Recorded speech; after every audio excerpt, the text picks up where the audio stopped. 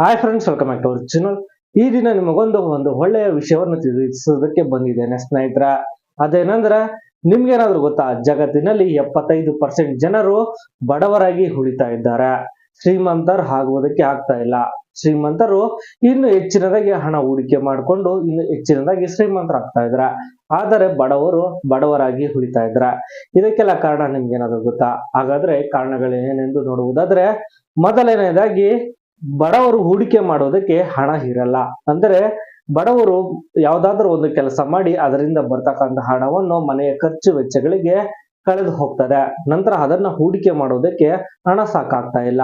ಯಾವುದೇ ರೀತಿಯ ಬ್ಯಾಂಕ್ ಅಲ್ಲಿ ಅಥವಾ ಸಂಘ ಸಂಸ್ಥೆಗಳಲ್ಲಿ ಡೆಪಾಸಿಟ್ ಮಾಡೋದಕ್ಕೆ ಅವ್ರ ಹತ್ರ ದುಡ್ಡಿರಲ್ಲ. ಇದರಿಂದಾಗಿ ಬಡವರು ಬಡವರಾಗಿ ಉಳಿತಾ ಇದ್ದಾರೆ. ಎರಡನೇದಾಗಿ ಅತಿಯಾದ ನಂಬಿಕೆ. ನನಗೆಲ್ಲ ಗೊತ್ತು, ನನಗೆ ಎಲ್ಲದ್ರ ಬಗ್ಗೆ ನಾಲೆಡ್ಜ್ ಇದೆ ಅನ್ನುವುದು ಒಂದು ಗರ್ವ ಅವರಲ್ಲಿ ಇರುತ್ತದೆ. ಇದರಿಂದಾಗಿ ಅವರು ಬೇರೆ ರೀತಿಯ ಯೋಚನೆ ಮಾಡೋದಕ್ಕೂ ಆಗದೆ ಬಡವರಾಗಿ ಉಳಿದು ಬಿಡ್ತಾರೆ. ಇನ್ನು ಕೆಲವರು ಹ್ಯಾಬಿಟ್ಸ್ಗೆ ಅಡಿಕ್ಟ್ ಆಗಿರುತ್ತಾರೆ. ಇದರಿಂದಾಗಿ ಅವರು ಸಂಪಾದನೆ ಮಾಡುವಂತ ಹಣ ಏನಿದೆ ಅದನ್ನ ಹವ್ಯಾಸಗಳಿಗೆ ಖರ್ಚು ಮಾಡಿ, ಮನೆಗೆ ಸ್ವಲ್ಪ ಇಷ್ಟು ಅಷ್ಟು ಖರ್ಚು ಮಾಡಿ ಅದನ್ನ ಆ ತಿಂಗಳ ಸಂಪಾದನೆಯನ್ನು ಅಲ್ಲಿಗೆ ಮುಗಿಸ್ತಾರೆ. ಅದನ್ನ ಮುಂದಿನ ತಿಂಗಳಿಗೆ ತೆಗೆದುಕೊಂಡು ಹೋಗುವುದಿಲ್ಲ. ಇದರಿಂದಾಗಿ ಬಡವರು ಬಡವರಾಗಿ ಉಳಿತಾ ಇದ್ದಾರೆ. ಇನ್ನು ಕೆಲವೊಂದಿಷ್ಟು ಜನರು ಯಾವುದಾದ್ರೂ ಒಂದು ಕೆಲಸ ಮಾಡ್ತಾರೆ, ಒಂದು ಉದ್ಯೋಗ ಮಾಡ್ತಾರೆ. ಆ ಉದ್ಯೋಗದಿಂದ ನಾವು ಶ್ರೀಮಂತರಾಗುತ್ತೇವೆ ಅನ್ನುವ ದೂರಾಲೋಚನೆ ಇರುತ್ತದೆ. ಅದರಿಂದಾಗಿ ಬಡವರು ಬಡವರಾಗಿ ಇರುತ್ತಾರೆ. ಉದ್ಯೋಗ ಮಾಡಿಕೊಂಡು ಬೇರೆ ರೀತಿಯ ಸೈಡ್ ಇನ್ಕಮ್, ಸೈಡ್ ಬಿಸ್ನೆಸ್ ಮಾಡೋದ್ರಿಂದ ಅತಿಯಾಗಿ ಹಣ ಸಂಪಾದನೆ ಮಾಡಿಕೊಳ್ಳಬಹುದು. ಆದ್ರೆ ಕೆಲವೊಂದಿಷ್ಟು ಜನರು ಒಂದು ಉದ್ಯೋಗ ಮಾಡಿಕೊಂಡು ಅದನ್ನ ಅಲ್ಲಿಗೆ ಬಿಡುತ್ತಾರೆ. ಕೆಲವೊಂದಿಷ್ಟು ಜನರು ಬೇರೆಯವರ ಸೊತ್ತನ್ನು ಕೂಡ ಸ್ವಂತ ಮಾಡಿಕೊಳ್ಳಬೇಕು ಅನ್ನುವ ಅತಿಯಾದ ಆಲೋಚನೆ ಮತ್ತೆ ದುರುಪಯೋಗ ಮಾಡಿಸ್ಕೊಂತಾರೆ. ಬೇರೆಯವರ ಸೊತ್ತು ಸ್ವಂತ ಮಾಡುವುದಕ್ಕೆ ಆಗುವುದಿಲ್ಲ. ಇದರಿಂದಾಗಿ ಸುಮ್ಮನೆ ಬಡವರಾಗಿ ಬಿಡ್ತಾರೆ. ಇನ್ನು ಕೆಲವೊಂದಿಷ್ಟು ಜನ ಬಂಡವಾಳವನ್ನು ನಿಷ್ಠೆಯಿಂದ ಸಂಪಾದಿಸುವುದಿಲ್ಲ.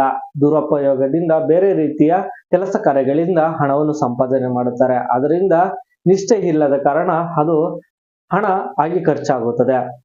ಇನ್ನು ಕೆಲವೊಂದಿಷ್ಟು ಜನ ಬಡವರು ಶೋ ಅಪ್ಗೆ, ಬಿಲ್ಡಪ್ಗೋಸ್ಕರ ಹಣವನ್ನು ಖರ್ಚು ಮಾಡಿ ಹಣವನ್ನು ಎಲ್ಲ ಕಳೆದುಕೊಳ್ತಾರೆ. ಇನ್ನು ಕೆಲವೊಂದಿಷ್ಟು ಜನರು ದೊಡ್ಡದಾಗಿ ಯೋಚನೆ ಮಾಡೋದಿಲ್ಲ. ದೊಡ್ಡದಾಗಿ ಯೋಚನೆ ಮಾಡುವುದರಿಂದ ದೊಡ್ಡದಾಗಿ ನಾವು ಬೆಳೆಯುವುದಕ್ಕೆ ಅನುಕೂಲವಾಗುತ್ತದೆ. ಸಣ್ಣ ಜನರ ಸಂಘ ಮಾಡೋದ್ರಿಂದ ನಾವು ಸಣ್ಣತನವನ್ನು ಕಲಿತೇವೆ. ಆದ್ರೆ ದೊಡ್ಡ ದೊಡ್ಡ ವ್ಯಕ್ತಿಗಳವರ ಹತ್ರ ನೀವು ಸ್ನೇಹ ಮಾಡಿದ್ರೆ ನೀವು ದೊಡ್ಡವರಾಗಿ ಬೆಳೀತಾ ಹೋಗ್ತೀರಾ. ಇನ್ನು ಇವರಲ್ಲಿ ಆದಾಯದ ಮೂಲ ಒಂದೇ ಮೂಲವಾಗಿರುತ್ತದೆ. ಇವರಿಗೆ ಬೇರೆ ರೀತಿ ಯಾವುದೇ ರೀತಿಯ ಹಣವನ್ನು ಬರುವುದಿಲ್ಲ. ಯಾಕಂದ್ರೆ ಯಾವ್ದಾದ್ರು ಒಂದು ಕೆಲಸ ಕಾರ್ಯ ಮಾಡಿಕೊಂಡು ಅದರಿಂದ ಹಣ ಸಂಪಾದನೆ ಮಾಡುತ್ತಾರೆ. ಇನ್ನು ಬೇರೆ ರೀತಿಯ ವ್ಯಾಪಾರ ಚಟುವಟಿಕೆಗಳಲ್ಲಿ ಪಾಲ್ಗೊಂಡಿರುವುದಿಲ್ಲ.